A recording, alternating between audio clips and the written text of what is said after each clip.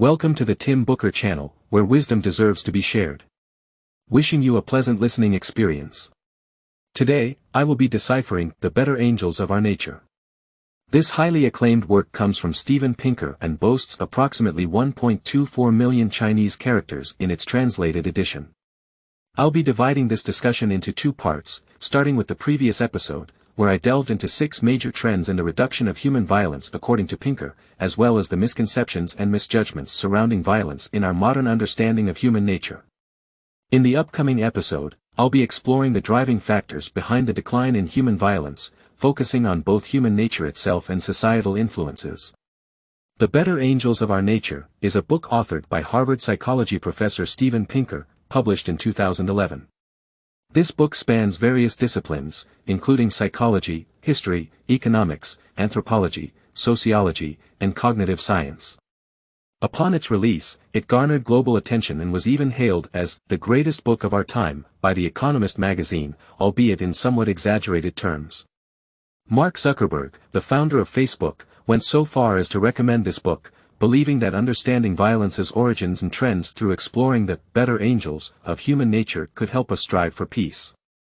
Bill Gates also stated that it was the most important book he had read in his lifetime. The book's main title, The Better Angels of Our Nature, is derived from Abraham Lincoln's presidential inaugural address. Lincoln served as president twice. He spoke these words during his first inaugural address on March 4, 1861. What was happening in the United States in 1861? It was the famous Civil War between the North and the South. Lincoln took office during a tense period when several states had already seceded to form a new Southern government. The nation was on the brink of war, and Lincoln's inaugural speech carried great responsibility. He had to stabilize the situation and calm people's fears. Any misstep could have led to an immediate conflict. Hence, he used the phrase, the better angels of our nature, to evoke the part of human nature that symbolizes goodness and a yearning for peace. He hoped that this conscience could guide America towards peace and prevent further division. Pinker borrowed this famous expression from Lincoln to describe the better angels of human nature, and used it as the book's title. The subtitle, Why Violence Has Declined, reflects the book's true focus. Pinker argues that, when viewed through historical trends, human violence has been steadily decreasing, and we may currently be living in one of the most peaceful periods in human history. This book explores this downward trend and the reasons behind the reduction in violence. To address this theme, one must have a grasp of human history as a whole. Pinker's willingness to tackle such a grand subject is closely tied to his extensive knowledge and perspective. Steven Pinker was born in Canada in 1954 and earned his Ph.D. in experimental psychology from Harvard University in 1979. He is a renowned contemporary experimental psychologist, cognitive psychologist, linguist, and popular science writer. In 2016, Pinker was elected as a Fellow of the National Academy of Sciences in the United States. Perhaps you've heard of his other works, such as The Language Instinct, How the Mind Works, and The Blank Slate, among others. These works are both comprehensive and engaging, almost serving as encyclopedias in their own right. Despite discussing profound topics, Pinker's writing remains accessible and engaging. Pinker himself has been recognized as one of Time magazine's 100 most influential people in the world. That wraps up the introduction to the book and its author. Now, let's delve into the main topics for this episode. 1. Pinker's perspective on the declining trend of human violence. 2. Why do we seem not to perceive the reduction in violent activities? What leads to the modern misunderstanding and misjudgment of human violence? Let's start by examining the first question, Pinker's observations regarding the trends in the reduction of human violence and the manifestations of this decline. When it comes to human violence, we should first ponder a fundamental question: why is there violence? Why do people engage in fights? Why do wars occur? This question may seem vast, but in his book, Pinker draws upon the analysis of the renowned British political philosopher Thomas Hobbes to provide an answer. In 1651, Hobbes published Leviathan, a foundational work in Western political philosophy. It is in this book that Hobbes identified the motives behind human violence.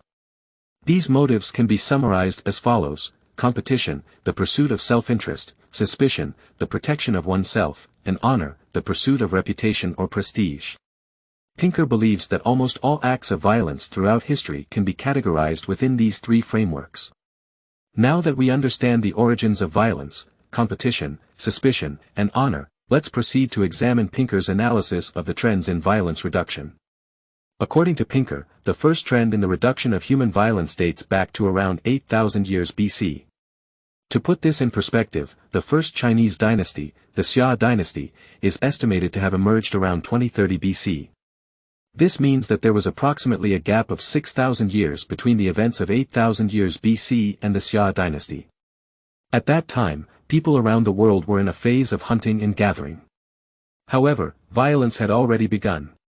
Now, let's fast forward to 1991 when a primitive human body was discovered in the Alps. Through testing, it was determined that this body was approximately 5,300 years old. Found in the Ötztal Alps, scientists named this individual, Ötzi the Iceman. What's most shocking is that Ötzi didn't perish due to harsh environmental conditions or accidental falls. His wounds indicated that he had been murdered, possibly making him one of the oldest known murder victims in our records. The first trend towards violence reduction occurred after the emergence of states. You might wonder, with the advent of states, didn't the organization of armies for warfare become more prevalent? How could the violence in primitive tribes and the brutality of modern warfare be compared? Here, we're comparing the relative weight of violence, specifically the rate of violent deaths. In other words, if a society experiences 100 deaths in a year, how many of those deaths are a result of violence? When examining violent death rates, it's astonishing to find that in 39 stateless societies Pinker listed, including primitive tribes and hunter-gatherer communities, the average violent death rate was as high as 15% to 25%. In contrast, with the presence of states, even when considering the world wars and massacres of the 20th century, the average violent death rate only amounted to 5%. This means that the first trend shows that as humanity transitioned from a state of anarchy to having governments, violent deaths decreased to 1/5 of their original levels. The second trend began in the late Middle Ages. From the late Middle Ages to the 20th century, the murder rate in Europe decreased by 90% to 98%. This data comes from criminologist Manuel Eisner, who used autopsy reports, court cases, local archives, and more to ensure data credibility.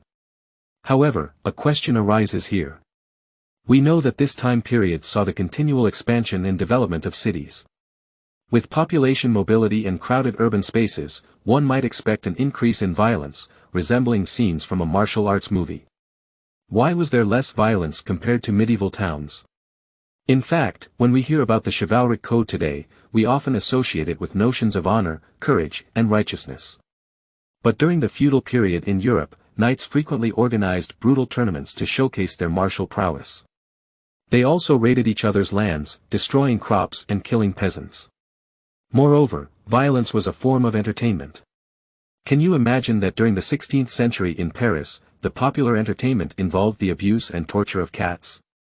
The address 84, Charing Cross Road, now associated with book lovers, was once a place where public executions and torture were carried out in the 17th century. What's even more alarming than the violence itself was the desensitization and admiration of violence by people. Fortunately, by the 19th century, these acts of violence rapidly disappeared, and Pinker attributes this change to civilization and the Enlightenment. The rise of humanitarian revolutions drove the dissolution of these forms of violence. Now let's go back to the 20th century and examine the fourth trend, major wars between nations. After World War II, is there a possibility of a third world war? Could it be even more terrifying, such as a nuclear war? This topic has been a hot topic of discussion across various disciplines, and it's safe to say that there are diverse opinions, with no one truly convincing the other. In reality, since the end of World War II, both the frequency and magnitude of wars have been decreasing. In this trend, Pinker provides a series of interesting numbers. 0. The number of times nuclear weapons have been used since World War II. 0. The number of direct conflicts between hostile countries during the Cold War. 0. The number of times major powers engaged in warfare. 0. The number of times developed countries have engaged in warfare. 0. The number of developed countries conquering and expanding territory. Can these zeros indicate a diminishing trend in wars between major powers? Some might argue that while wars between major powers have decreased, conflicts between smaller nations still constitute warfare. For example, conflicts in the Middle East, the Israeli-Palestinian conflict, and the Iran-Iraq war. Pinker, however, believes this ties into the fifth trend: various forms of armed conflict worldwide are also on the decline. You may have seen news images of children in Africa or the Middle East holding rifles with frail arms, their faces displaying numbness or fear. Armed conflicts are affecting the next generation. In this broader context, it may be challenging to discern a decline. Pinker classifies armed conflicts into three categories: civil wars, genocides, and terrorism. Civil wars are often perceived as causing significant harm to innocent civilians. However, in reality, it is famine and disease, rather than war itself, that are the main causes of civilian deaths. Even when accounting for all deaths, the casualties caused by this type of warfare are still decreasing. Let's consider some data. During the Korean War, the annual death rate due to war, famine, and disease accounted for 4.5% of the total population. In the Democratic Republic of the Congo since 1998, the average annual death rate is 1% of the total population. Next is genocide. As mentioned earlier, Hobbes summarized three motives for violence: interest, suspicion, and honor. Almost all acts of violence can be categorized under these three. However, genocide is an exception. Being labeled under a certain category could lead to one's fate being sealed. Fortunately, the data tells us that these incidents are also decreasing. In the 1960s and 1970s, there were genocides in Indonesia, Burundi, Pakistan, Uganda, Cambodia, and Vietnam. For instance, between 1975 and 1979, around 2.5 million people were killed in Cambodia. Yet, in the 2 decades following the end of the Cold War, although massacres like those in Bosnia and Rwanda occurred, the overall numbers and death rates decreased significantly. The last trend to discuss is the revolution of power. Since the latter half of the 20th century, movements advocating for human rights, women's rights, children's rights, animal rights, and more have arisen globally. Not long ago, domestic violence was largely ignored. Spousal abuse was often considered a private matter. While domestic violence issues persist, in recent years, society has shown increased criticism and concern. Cruelty towards animals is no longer entertainment but rather an intolerable act. Child abuse and school bullying have also gained attention and been prohibited. This trend is perhaps the most noticeable change we can observe in our daily lives. To sum it up briefly, we have discussed the first question: the manifestations of the reduction in violence. These 6 trends, spanning from ancient times to the present day, encompass various aspects of decreasing violence.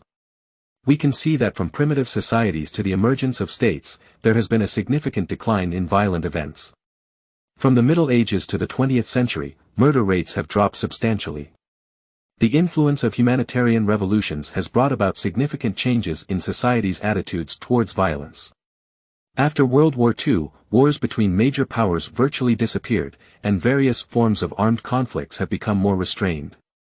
Since the latter half of the 20th century, the rise of the power revolution has led to decreases in domestic violence, bullying, and cruelty towards animals. Having gone through these analyses of the decreasing trend in violence, you might still be perplexed. The logic and numbers make sense, but why do we not perceive a reduction in violence in our everyday lives? When we watch TV or read newspapers, it seems like violence is everywhere. Is our era exceptionally chaotic? Pinker also recognizes this issue. In his view, there are 3 reasons that contribute to the modern misunderstanding of violence trends. The first reason is the availability heuristic caused by our cognitive biases. Let's start by explaining what cognitive biases and heuristics are. Cognitive biases are essentially preconceived notions that humans often have. While these biases can help us make judgments more quickly, they can also limit our understanding of the world. For example, there's a saying, once bitten by a snake, you'll be scared by a rope for 10 years. When we've experienced harm, or broadly speaking, when we've been hurt by something, we become more cautious in that area. We become quicker to react if something similar happens, as a means to protect ourselves. However, this caution can also lead us to miss out on many things. Why do we have cognitive biases? It has to do with how our brains process information. Our brains process a vast amount of information every day, so when estimating the probability of events, we often start with the memories that left the deepest impressions. Images are the most memorable, especially those with impact and shock value. Images of violent conflicts and bloody wars are the most impactful, making them more likely to become our cognitive biases. The mild and peaceful scenes often get overlooked. Now, let's talk about what the availability heuristic, or availability bias, is.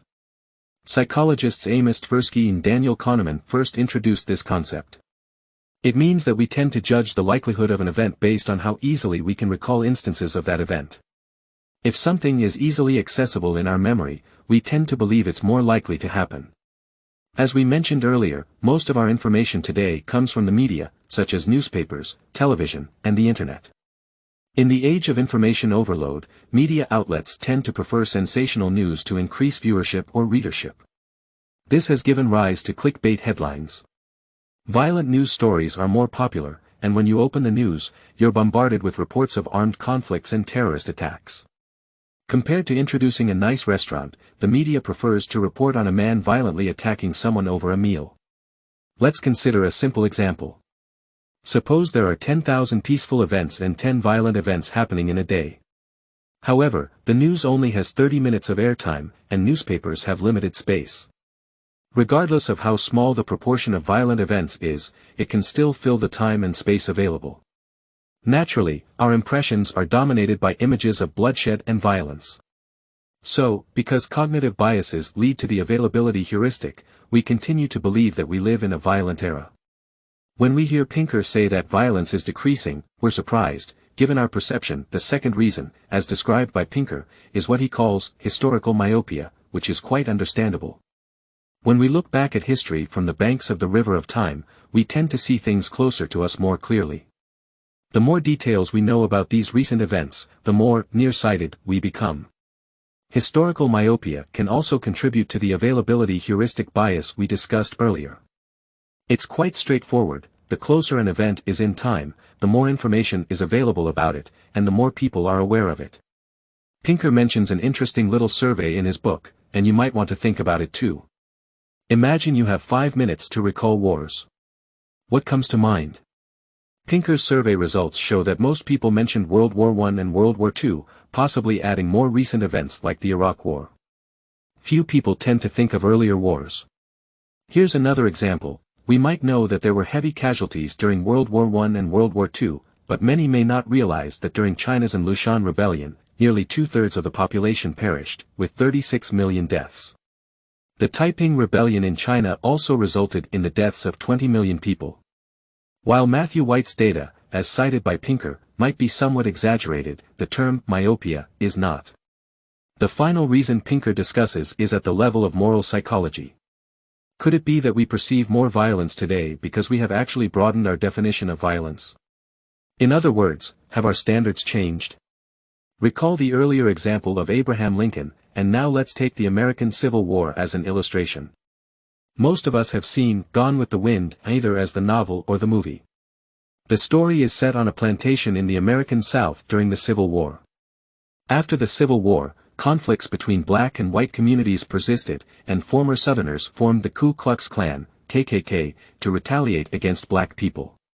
In the book, the refined Ashley Wilkes also joins the KKK, pledging to protect the ladies. Of course, we know that the Civil War was a violent event. But would we consider the actions of the KKK as violence by today's standards? If we apply today's criteria, then undoubtedly yes. The novel romanticizes the motives and actions of the KKK. In real history, the lynching of black people in the American South during that time would be described as nothing less than terrifying today. However, what we now classify as violent events may have been seen as moral virtues at the time. In Gone with the Wind, the actions of the KKK are portrayed in a positive light.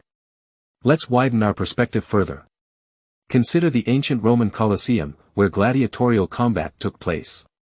Duels would surely be considered violent, with brutal and bloody outcomes. However, in the context of that time, this was merely entertainment for the slave-owning aristocracy. It's akin to the ancient Chinese belief in spare the rod and spoil the child, which today would be classified as domestic violence. So, one possible reason why we feel there is more violence today is that our tolerance for violent behavior has decreased. Our moral standards for humanity have become more stringent, which is a positive development. Alright, these are the answers to the second question: why do modern people perceive an increase in violence? Pinker analyzes 3 reasons. The first is cognitive biases, where preconceived notions can limit our acceptance of new viewpoints. The second is historical myopia, as events closer to us in time are more clearly understood, while earlier violent events might go unnoticed. Both of these factors contribute to the availability heuristic bias, where readily accessible information tends to be believed more. The third reason is at the level of moral psychology, where our increasing strictness in moral standards may lead us to perceive more acts as violent. It's because of these 3 factors that we often fail to recognize the true trends in violence. Alright, with that, we've covered the content for this episode. Let's briefly summarize. First, we discussed the 6 major trends in the reduction of violence. Within these trends, we observed a clear decline in violent events from primitive societies to the emergence of nations. In Europe, for example, homicide rates dropped by 90% from the Middle Ages to the 20th century, and people's attitudes towards violence underwent a significant transformation due to the humanitarian revolution.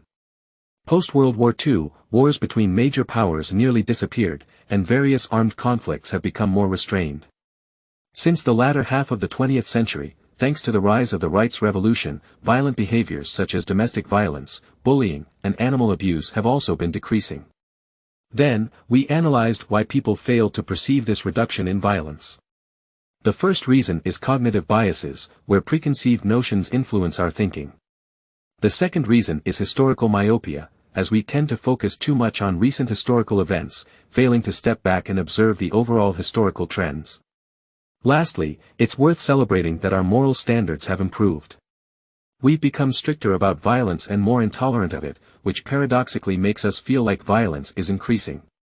Steven Pinker's work, since its publication, has sparked extensive discussions and some criticism. Some question the accuracy of his data, suggesting it may mislead readers. Others criticize his selective portrayal of history to support his viewpoints. Some even challenge the very concept of violence that Pinker discusses, arguing that it doesn't encompass all forms of violence, and quantifying suffering with numbers can seem callous. However, regardless of the debates, Pinker's work has taken us to a new level, allowing us to gain a clearer understanding of the development of history. In the next episode, we will continue to explore the underlying reasons for the reduction in human violent activities, examining both human nature and societal factors. Congratulations on completing another book. Thank you for your support and attention. Please subscribe to the Tim Booker channel, give us a thumbs up, and share with your family and friends. Wisdom is worth spreading, paving the way for a brighter future. Thank you, and goodbye.